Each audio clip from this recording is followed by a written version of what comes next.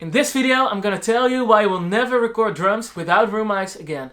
Make sure you stick around until the end because I've got a few great tips for you on how to get them to sound great.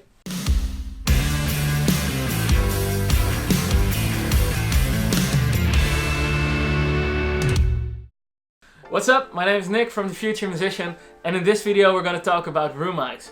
Room mics, in my opinion, are the most important mics when it comes to recording drums, because they capture the sound of the room, which makes it sound a lot more natural. We're gonna take a look at the setup downstairs, and then we're gonna take a listen at how they sound. So we're standing in the live room. This is a great sounding room because it has a really high ceiling, and the ceiling is also not parallel to the ground, which, if you don't want frequencies bouncing all around the room, is a good thing.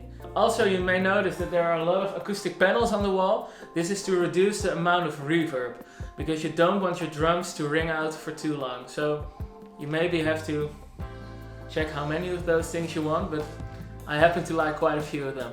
So when you're recording room mics, the mics itself for me are not that important. What's more important for me is the drummer and the kit. If the kit doesn't sound good in the room, you have a problem. So you have to take the time to tune it properly and make sure that any weird noises and rings are gone before you even hit record. Also, a really consistent drummer is very important. If the drummer doesn't hit straight in the middle every time, it's gonna sound different every time. So that's something to keep in mind. Also, another important thing when recording room mics is the room itself, since that is what you're gonna mic. You have to do everything you can to make the room sound the way you want it. Some people like a massive sounding room and they like the ring of the reverb and all that. But if you don't want that, and if you are looking for a much cleaner or a deader, drier sound, however you want to call it, you have to use a lot of these panels. So it's a good thing to build some acoustic panels and place them everywhere you can to find the sound you're looking for. Alright, we are now on the other side of the room, and let's talk about the mics. I've got a space pair of room mics. It's the Shure PGA overhead mics actually. They come with the kit, with the Shure PGA kit. It's nothing fancy, but they're pretty detailed and they don't have too much high end. So that's what I like for my room mics, because you want them to sound a little bit further away. At least that's what I like, and that is why they are as far back in the room as I can get them to capture the most amount of ambience and room. So there's a few different ways you can position these mics. For now, I've got them pointed away from the drums because I wanted a big drum sound. And when you point them away from the drums, they will capture more of the room and it will make them sound bigger. You can also choose to aim them towards the kit. This will make sure you capture more of the kit itself and less of the room, but it still sounds further away because the mics are further away. Also, the height is important. If you place them higher, they will capture more cymbal sounds, stuff like that, more high-end.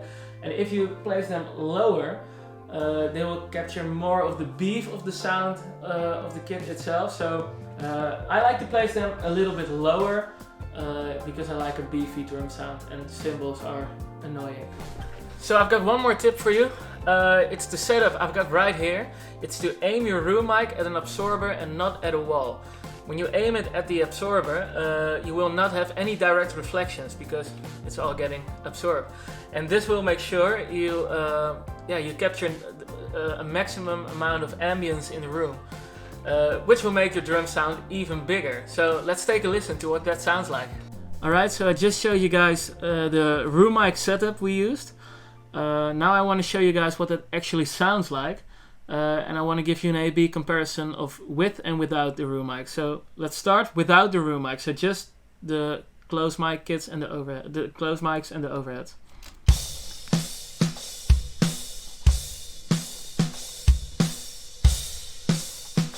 All right, now I'm gonna play the same thing and add in the room mics. Here we go.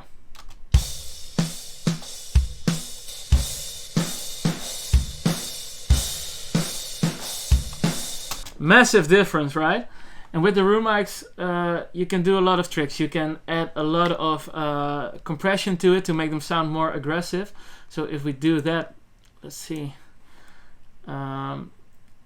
If we put a lot more compression on it, it will sound like this.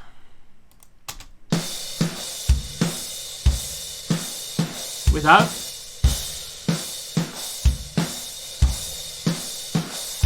No room mic.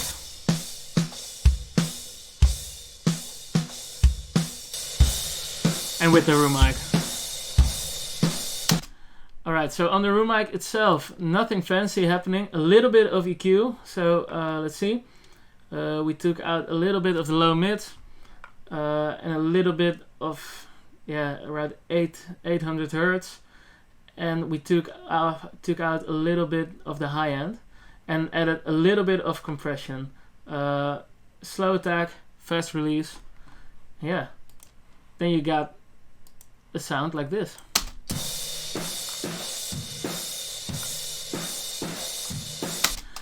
And you can add it in. I mean, you don't have to put it as loud as it's right now. So let's fade it in to show you what that sounds like and show you the possibilities. Without. Now I'm going to slowly add it in.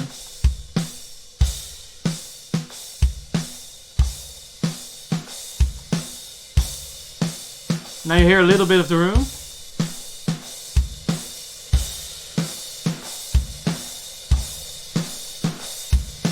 Alright, so it makes a massive difference, right? So I hope this video was helpful for you. Let me know in the comments which mics you like to use as room mics. Also make sure to hit like and subscribe. Thank you guys for watching, and I'll see you in the next video.